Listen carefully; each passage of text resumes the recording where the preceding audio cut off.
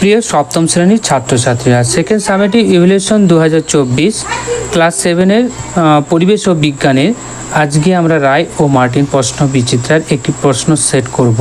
Set number 17, Paniparul Mukteshwari high স্কুলের। তো প্রথমেই যেটা রয়েছে ফিজিক্যাল সায়েন্সের প্রথমেই যে প্রশ্নটি রয়েছে দেখো, একের দাগে সঠিক উত্তরটি নির্বাচন করে লিখো।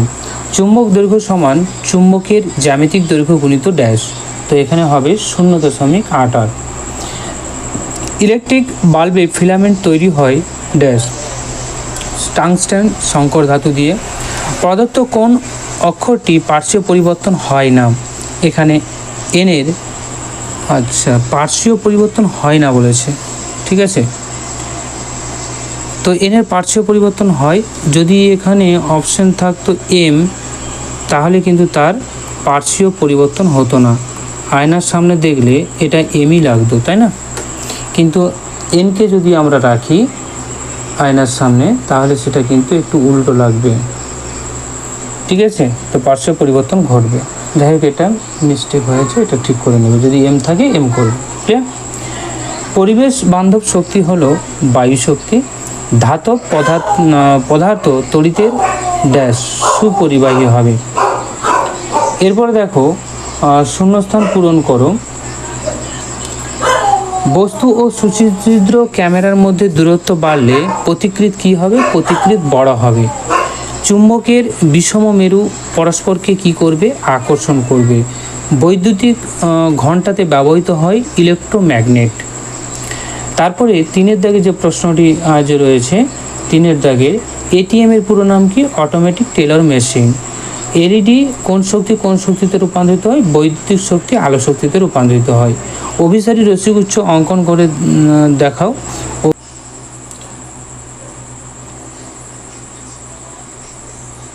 4-এর দাগে পাখি আকাশে উড়লে তার ছায়া মাটিতে পড়ে না কেন? পাখি আকাশে উড়লে তার ছায়া মাটিতে পড়ে না, কারণ পাখি সাধারণত মাটির থেকে বেশি উঁচুতে উড়ে এবং পাখির আকার ছোট হওয়ায় সূর্যালোক সরাসরি মাটিতে পড়ে ছায়া তৈরির মতো পর্যাপ্ত বড় অবরোধ তৈরি করতে পারে না। যে এছাড়াও ছায়া পড়লেও তা খুবই ক্ষীণ, অস্পষ্ট, তা সহজে চোখে পড়ে না। তারপরে একটি অপ্রচলিত শক্তি ও একটি জীবাশ্ম জ্বালানির উদাহরণ দাও। তো উদাহরণ দেবে সৌরশক্তি, অপ্রচলিত শক্তি, জীবাশ্ম জ্বালানি কয়লা। এরপর আসছে লাইফ সায়েন্সের। সঠিক উত্তরটি নির্বাচন করে লিখো। 1, রূপান্তরিত অর্ধবায়বীয় কাণ্ড দেখা যায় যে উদ্ভিদে, তা হচ্ছে কুচুরিপানা। আমের ফলত্বকে যে অংশটি আমরা খাই তাকে মধ্যস্থক বলে। অভিস্রবণ প্রক্রিয়ায় প্রয়োজন অর্ধবেদ্য পর্দা। তারপর 2-এর 1 শূন্যস্থান পূরণ করো। অপরাজিত একটি একক ফুল। সত্য মিথ্যা লেখো। এঁচোড় একটি যৌগিক ফল, এটা সত্য। সত্য মিথ্যা লেখো। তাপমাত্রা কমলে ব্যাপন ঘটে তাড়াতাড়ি, এটা মিথ্যে হবে। ভুট্টার বর্মের মতো বীজপত্রকে কি বলা হয়? স্কিউটেলাম, ঠিক আছে। সম্পর্ক লিখতে বলেছে। এখানে ধৃতকুমারী পাতা খাদ্য সঞ্চয় যদি করে, পাথরকুচি কী করবে? তোমার জল সঞ্চয় করবে। তারপর আসছি জবা পাতায় কী ধরনের শিলাবিন্যাস দেখা যায়? দেখো, ধৃতকুমারী যদি খাদ্য সঞ্চয় করে, পাথরকুচি জল সঞ্চয় করবে বা তোমার বংশ বিস্তার করবে, এটাও করতে পারো, ঠিক আছে। তারপর আসছি জবা পাতায় কী ধরনের শিলাবিন্যাস দেখা যায়? ঝাঁকড়ানো শিলাবিন্যাস বা রেক্টিকুলেট ভেনেশন। তারপর জেকবসন অর্গান কোথায় থাকে? জেকবসন অর্গান থাকে তোমার সরীসৃপ বা র্যাপটাইলসের ক্ষেত্রে, কিছু স্তন্যপায়ী প্রাণীদের ক্ষেত্রে, নাসারণদের মধ্যে থাকে। এটি রাসায়নিক সংকেত ফেরোমন শনাক্ত করতে ব্যবহৃত হয়।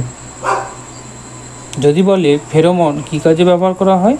রাসায়নিক সংকেত শনাক্ত করতে। তারপর 3-এর দাগে একটি মূলের বিভিন্ন অংশের কাজ লেখো।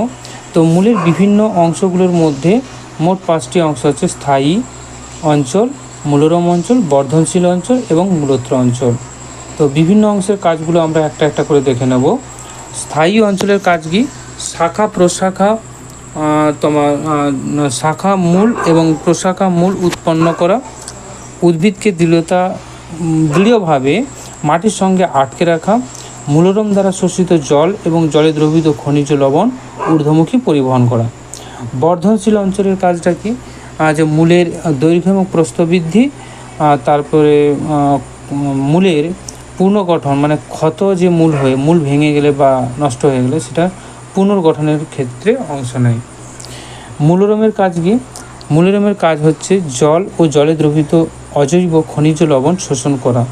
মূলত্রের কাজ কি, মূলত্র মূলের নরম অগ্রভাগে মাটির ঘর্ষণজনিত আঘাত থেকে রক্ষা করে এবং মূলত্র থেকে এক প্রকার পিচ্ছিল রস বের হওয়ায় মূল অতি সহজে মাটির ভেতরে প্রবেশ করে। এরপর আসছে মৃদভেদী অঙ্কুরোদ্গম বলতে কী বোঝো, উদাহরণ দাও। তো যে অঙ্কুরোদ্গম বীজপত্র বীজোত্তক ফাটিয়ে মাটি ভেদ করে ওপরে উঠে আসে তাকে মৃদভেদী অঙ্কুরোদ্গম বা এপিজিয়াল জার্মিনেশন বলে। ঠিক আছে, কুমড়ো, তেঁতুল, রেড্ডি ইত্যাদির ক্ষেত্রে দেখা যায়। এরপর আসছি স্বপরাগযোগ এবং ইতর পরাগযোগের পার্থক্য। দেখো, বিষয়গুলোর মধ্যে বাহক নির্ভরশীলতা যদি দেখা যায় তাহলে স্বপরাগযোগ বাহক নির্ভরশীল নয়, কিন্তু ইতর পরাগযোগ বাহক নির্ভরশীল। পরাগরেণুর অপচয়ের দিক থেকে যদি বলা হয় তাহলে স্বপরাগযোগ পরাগরেণুর অপচয় কম হবে, কিন্তু ইতর পরাগযোগে বেশি ঘটবে। নতুন বৈশিষ্ট্যের সন্নিবেশের ক্ষেত্রে যদি বলা হয় তাহলে স্বপরাগযোগে ঘটে না, কিন্তু ইতর পরাগযোগে ঘটবে। প্রক্রিয়ার নিশ্চয়তার দিক থেকে যদি বলা হয় স্বপরাগযোগ এটি অধিক নিশ্চিত প্রক্রিয়া, একই গাছের মধ্যে হয়, আর ইতর পরাগযোগ এটি একটি অনিশ্চিত প্রক্রিয়া। উদাহরণ হিসেবে যদি আমরা দেখি সর্ষে, কুমড়ো, মূলো এগুলোর ক্ষেত্রে স্বপরাগযোগ, ইতর পরাগযোগ আতা, আকন্দ, চাপা, সূর্যমুখী ইত্যাদি। তো প্রিয় ছাত্রছাত্রীরা, যদি ভালো লাগে অবশ্যই লাইক এবং সাবস্ক্রাইব করে রাখবে এবং পরবর্তী ভিডিও পাওয়ার জন্য অবশ্যই কমেন্ট করবে। আজকে এই পর্যন্ত, থ্যাংক ইউ।